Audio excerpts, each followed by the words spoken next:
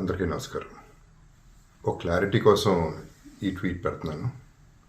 నేను షూటింగ్ నుంచి ఊరు నుంచి రాగానే వెంటనే హాస్పిటల్కి వెళ్ళాను. అల్లు అర్జున్ ఈ అన్ఫార్చునేట్ ఇన్సిడెంట్లో ఈ యాక్సిడెంట్లో ఎఫెక్ట్ అయిన ఫ్యామిలీని చూడటానికి, ఫాదర్ని, ఆ బాబు సిస్టర్ని పలకరించాలని అనిపించింది, చూడాలనిపించింది. హ్యుమానిటేరియన్ గ్రౌండ్స్ మీద వెళ్ళాను. పాజిటివ్గా ఉంది.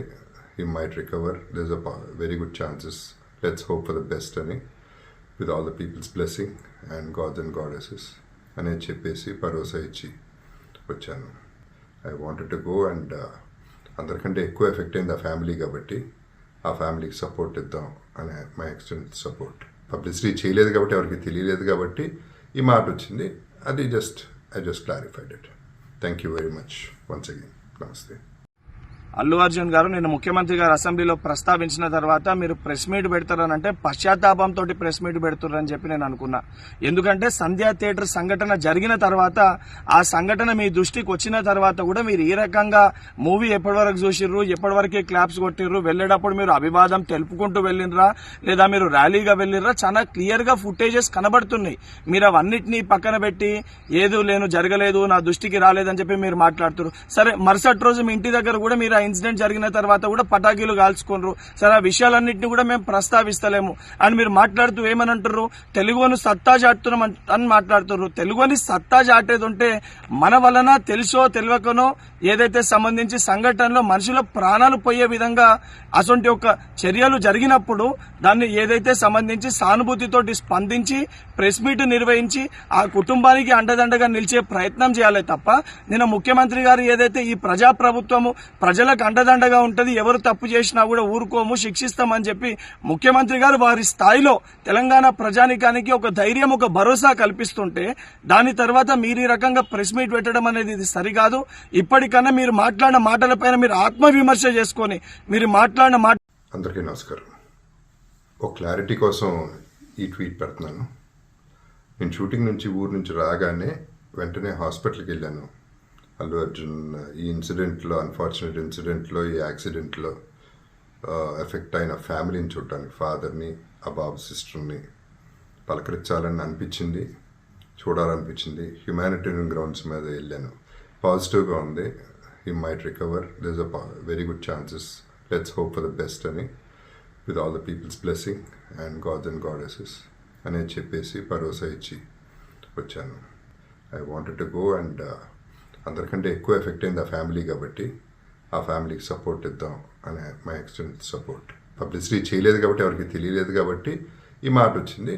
అది I just clarified it. Thank you very much once again. నమస్తే. అల్లు అర్జున్ గారు నిన్న ముఖ్యమంత్రి గారు అసెంబ్లీలో ప్రస్తావించిన తర్వాత మీరు ప్రెస్ మీట్ పెడతారనంటే పశ్చాత్తాపంతో ప్రెస్ మీట్ పెడుతున్నారని చెప్పి నేను అనుకున్నా.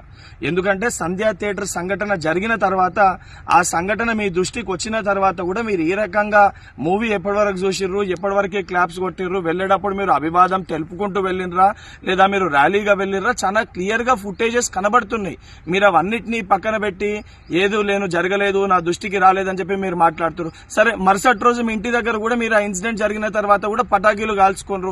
సరే, ఆ విషయాలన్నింటినీ కూడా మేము ప్రస్తావిస్తలేము అని మీరు మాట్లాడుతూ ఏమని అంటారు, తెలుగుని సత్తా చాటుతున్నాం అని మాట్లాడుతున్నారు. తెలుగుని సత్తా చాటేది ఉంటే మన వలన తెలుసో తెలియకనో ఏదైతే సంబంధించి సంఘటనలో మనుషుల ప్రాణాలు పోయే విధంగా అటువంటి ఒక చర్యలు జరిగినప్పుడు దాన్ని ఏదైతే సంబంధించి సానుభూతితోటి స్పందించి ప్రెస్ మీట్ నిర్వహించి ఆ కుటుంబానికి అండదండగా నిలిచే ప్రయత్నం చేయాలి తప్ప, నిన్న ముఖ్యమంత్రి గారు ఏదైతే ఈ ప్రజాప్రభుత్వము ప్రజలకు అండదండగా ఉంటది, ఎవరు తప్పు చేసినా కూడా ఊరుకోము, శిక్షిస్తామని చెప్పి ముఖ్యమంత్రి గారు వారి స్థాయిలో తెలంగాణ ప్రజానికానికి ఒక ధైర్యం, ఒక భరోసా కల్పిస్తుంటే దాని తర్వాత మీరు ఈ రకంగా ప్రెస్ మీట్ పెట్టడం అనేది ఇది సరికాదు.